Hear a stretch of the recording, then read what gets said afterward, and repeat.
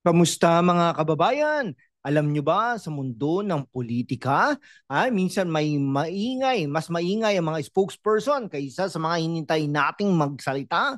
Kamakailan lang, no, si dating DTI Undersecretary Ruth Castello, ang hinirang bilang bagong spokesperson ng Office of the Vice President, OVP, ni VP Sara Duterte. Pero teka bakit nga ba biglang may bagong boses si VP Sara? At bakit parang laging may away sa pagitan ng kampo ni Sara at ni Pangulong Bongbong Marcos?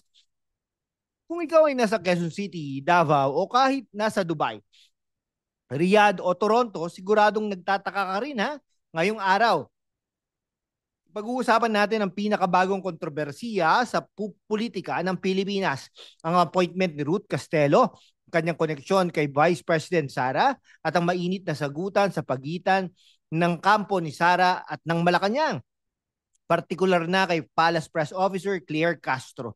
At oo hindi natin makakalimutan si Pangulong Bongbong Marcos na parang laging nasa gitna ng mga ganitong drama.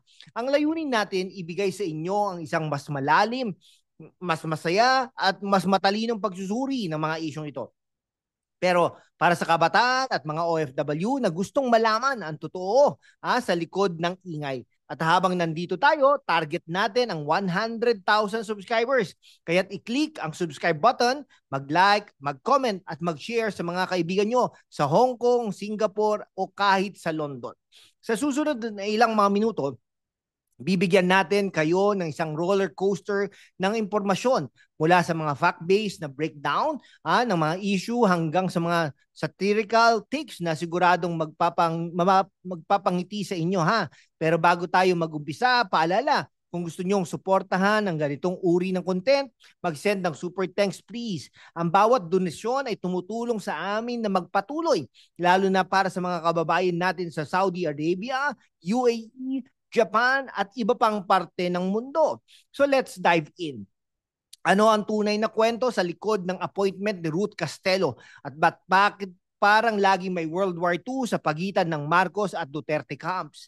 Kung ikaw ay nasa Makati o sa Melbourne, malamang narinig mo na ang pangalan ni Ruth Castello. Pero sino nga ba siya? Si Attorney Ruth Castello ay dating Undersecretary ng Department of Trade and Industry mula 2018 hanggang 2023. Siyang nasa likod ng kontrobersyal na 500 pesos Noche Buena price guide noong 2022 na pinuna ng marami dahil parang hindi raw makatotohanan para sa ordinaryong Pilipino. Pero bakit siya napili ni VP Sara bilang spokesperson? Sa kanyang unang press conference noong July 9, 2025, sinabi ni Castello, "I'm not here to be an attack dog." Ano kayang ibig sabihin nito? Parang sinasabi niya hindi ako magiging kontrabida sa teleseryeng ito. Pero teka, bakit kailangan ng OVP ang bagong spokesperson ngayon ayon sa ulat ng Philstar, si Castello ay may malalim na koneksyon kay dating Pangulong Rodrigo Roa Duterte na siyang ama ni VP Sara. Siya ay hinirang bilang DTI Undersecretary noong 2019 sa ilalim ng Duterte administration. Pero hindi rin naging makinis ang kanyang pag-alis sa DTI noong December 2023. Bakit? Dahil inilagay siya sa floating status, isang magarbong termino para sabihing wala siyang portfolio. At may dagdag pang drama. May mga graft and disbarment complaints laban sa kanya dahil sa isang DTI-led raid sa isang steel importer sa Davao. Ngayon, bilang OVP spokesperson, sinabi ni Castello na ang kanyang tungkulin ay maging forthright tungkol sa mga programa ng OVP. Pero ang tanong, magagawa niya kaya ito ng hindi nadadawit sa mga kontrobersiya? Parang pelikula ito mga kaibigan Si Ruth Castello ang bagong bida sa OVP na parang sinasabing hindi ako magiging kontrabida tulad ng iba dyan. Pero sa totoo lang sa mundo ng politika, kapag sinabi mong hindi ako attack dog, parang sinabi mo na rin na hindi ako magpapakagat unless kailangan. Ano kaya ang susunod na plot twist? Okay ano sa tingin ninyo mga kababayan sa Cebu, Qatar o New York? Tama ba ang pagpili kay Castello bilang OVP spokesperson? Mag-comment kayo sa baba at i-share sa ang video na ito sa mga kaibigan nyo sa Sydney o Jeddah. Kung ikaw ay nasa Riyadh o Vancouver, Malamang napansin mo na ang Marcos-Duterte alliance ay parang love story na nauwi sa breakup song. Noong 2022 sila ang ultimate power couple ng politika. Si Bongbong Marcos at Sara Duterte magkasama sa Unity. Pero ngayon parang reality show na puno ng away. Si VP Sara ay nagbitiw bilang education secretary at kamakailan inakusahan niya si Pangulong Marcos ng betrayal of public trust dahil sa pag-aresto kay dating Pangulong Rodrigo Roa Duterte at pagpapadala nito sa International Criminal Court or ICC. At sa kabilang banda, si Palace Press Officer Claire Castro ay walang tigil sa pagkontra kay Sara mula sa mga issue ng national debt hanggang sa kanyang mga overseas trips, ano ang tunay na dahilan sa kanilang away. Ayon sa mga ulat, ang Marcos Duterte feud ay nagsimula nang magkaroon ng mga isyong politikal tulad ng mga house probe sa drug war ni Rodrigo Roa Duterte at ang paggamit ng confidential funds ng OVP. Si Sara ay nagmalaki rin na siya ang frontrunner sa 2028 presidential race. Na sinagot naman ni Claire Castro ng diversionary tactic lang yan. Bukod dito, may mga akusasyon si Sara na sinusubukan ng Marcos administration na alisin siya sa pwesto dahil sa kanyang popularidad. Pero teka, ayon sa Malacanang, si Sara rin ang may problema, lalo na ang kanyang mga biyahe abroad na hindi rin malinaw kung personal o opisyal. Halimbawa, sa kanyang biyahe sa Australia at Malaysia, sinabi ni Castro na dapat mag-report si Sara ng resulta ng kanyang mga ginawa. Pero si Sara sabi niya, wala akong obligasyon na magpaliwanag sa personal trips ko. Sa isang banda may punto si Sara. Ang kanyang mga biyahe tulad ng pagbisita kay Rodrigo Duterte sa The Hague ay personal at may koneksyon sa kanyang pamilya. Pero sa kabilang banda, bilang Vice President, may obligasyon siyang maging transparent, lalo na't ginamit niya ang OVP platforms para sa mga event tulad ng Free Duterte Now, rallies. Si Claire Castro naman bilang mouthpiece ng Malacanang ay may trabahong depensahan ng administrasyon pero ang kanyang mga pahayag tulad ng pagtawag kay Sara na source of fake news ay parang nagdadagdag lang ng gasolina sa apoy. Sino ang tama o baka pareho silang mali, no? Kung ito ay isang teleserye, ang title nito ay Ang Huling Unity, Marcos versus Duterte. Si Claire Castro ang kontrabida na laging may one-liner habang si Sara Duterte ang bidang laging may malalim na hugot. At si Ruth Castelo siya ang bagong karakter na biglang sumulpot para maglinis ng gulo. Pero kaya niya kaya? Parang sinasabi ng Malacanang, kung gusto mo ng away, Sara, kami ang bahala. Pero si Sara naman, hindi ako natatakot dahil frontrunner ko. Sinang panalo sa drama na ito? O kung ikaw ang magdidesisyon sino ang susuportahan mo? Ang kampo ni Marcos o ni Duterte? Mag-comment sa baba at huwag kalimutang i-share ang video na ito sa mga kaibigan nyo sa Abu Dhabi, Singapore o Los Angeles. O kung nasa Davao City ka o sa Doha, Qatar, siguradong narinig mo na ang tungkol sa impeachment case ni VP Sara. Noong Pebrero 2025, naghain ang House of Representatives ng impeachment complaint laban kay Sara na inakusahan siya ng betrayal of public trust at high crimes dahil sa umunoy plano niyang patayin si Pangulong Marcos. Ang First Lady at ang Speaker of the House. Grabe, parang script ng action movie. Pero si Sara sabi niya, ito ay isang witch hunt para pigilan siya sa 2028 presidential race. At si Ruth Castelo bilang bagong OVP spokesperson ay may mahalagang papel. Ipaliwanag ang mga programa ng OVP at depensahan si Sara sa mga akusasyon. Pero paano niya gagawin ito kung ang OVP mismo ay nasa gitna ng kontrobersiya?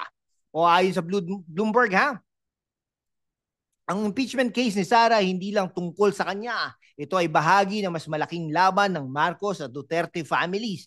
Dalawang political dynasties na dating magkaalyado. Kung sakaling makonvict si Sara sa Senate, maaring siya maalis sa pwesto at mabawalan maghabol ng public office habang buhay. Pero ang tanong, may sapat bang ebidensya? Ang Malacanang sa pamamagitan ni Claire Castro ay sinabing dapat manatiling neutral ang mga senator judges. Pero si Sara at ang kanyang kampo ay naniniwala na ang lahat ng ito ay politically motivated. Dagdag pa rito, ang appointment ni Castelo ay parang estratehiya pero para mas maayos na maipaliwanag ng ang panig ng OVP. Lalo na si Michael Poa, ang dating spokesperson, ay nakatuon na sa impeachment defense team. Para sa mga OFW sa Dubai, London o Toronto, mahalagang maunawaan na ang ganitong uri ng political drama ay hindi lang lokal na issue. Ang Marcos Duterte feud ay may implikasyon sa foreign policy, lalo na sa West Philippine Sea, kung saan si Sara ay inakusahan ng Malacanang na pro-China, habang si Marcos ay pro-Filipino. Ang mga ganitong sagutan ay nakakaapekto sa imahe ng Pilipinas sa international community, lalo na ang mga OFW ang madalas na unang nakakita ng epekto nito sa kabilang trabaho agad abroad. O kung ikaw si Ruth Castelo, paano mo ipapaliwanag ang mga ganitong akusasyon? Parang sasabihin niya, no, kami po sa OVP, puro charity at education programs lang ang focus. Pero sa likod ng camera, parang may script na. Huwag kayong mag-alala, kami ang bahala sa drama. Ang impeachment na ito, mga kaibigan, ay parang isang chess game. Pero ang tanong, sino ang reyna at sino ang pawn? O ano sa tingin nyo mga kababayan sa Iloilo, Hong Kong o Sydney?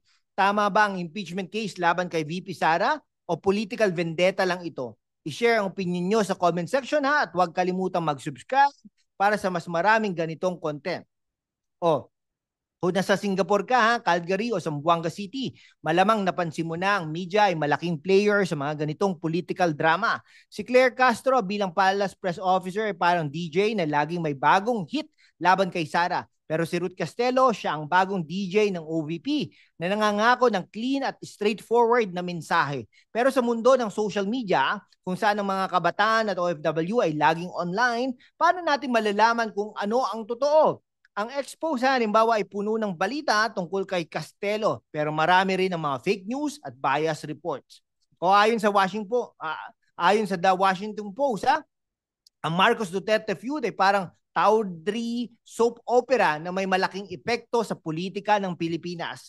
Ang appointment ni Castelo ay isang estratehiya para maibalik ang tiwala sa OVP, no? Lalo na sa si Sara naharap sa impeachment at mga akusasyon ng korupsyon. Pero ang media, lalo na ang mga social media, ay nagpapaalala sa polarisasyon, no?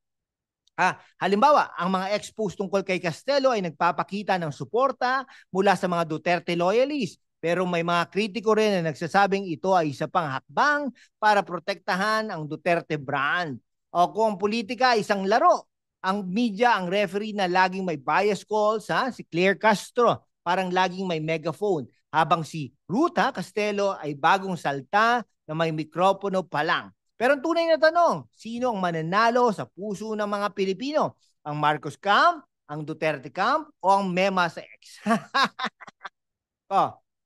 Para sa mga nasa Manila, Dubai, o Melbourne, anong mas mahalaga? Ang sinasabi ng media o ang sarili mong pagsusuri? Mag-comment sa baba at i-share ang video na ito sa mga kaibigan nyo sa Qatar, Canada o Japan. O mga kababayan, mula sa Quezon City hanggang Abu Dhabi, napag-usapan natin ngayon ang bagong spokesperson ng OVP na si Ruth Castelo. Ang Marcos Duterte feud at ang impeachment drama ni VP Sara Duterte. Si Castelo ay nangangako ng transparency, pero ang tanong, kaya niya bang panindigan ito sa gitna ng mga kontrobersiya? Sa kabilang banda, si Claire Castro at ang Malacanang ay walang tigil sa pagkontra kay Sara. Habang si Sara naman ay naniniwala na siya ang target dahil sa kanyang popularidad. Pero sa huli ang tunay na tanong ay sino ang tunay na boses ng bayan? O kung nagustuhan niyo ang pagsusuring ito i-click ang subscribe button at tulungan kaming maabot ang 100,000 subscribers. Mag-like, mag-comment at i-share sa mga kaibigan nyo sa Hong Kong, Dubai, Toronto o kahit saan sa mundo. At para sa mga gustong suportahan ang aming content, mag-send ng super thanks please. Kahit maliit, malaking tulong ito para mapagpatuloy kami Para sa mga kababayan sa Riyadh, Singapore o Sydney, sabihin nyo sa amin ano ang susunod na topic na gusto nyong pag-usapan. Mag-comment sa baba. Ang politika ay parang telenovela, puno ng drama, pero nasa atin ang kapangyarihan na pumili ng tamang boses. Kaya't manatiling matalino, mapanuri, at laging updated. Salamat sa panonood at magkita-kita ulit tayo sa susunod na episode. Mabuhay ang Pilipinas!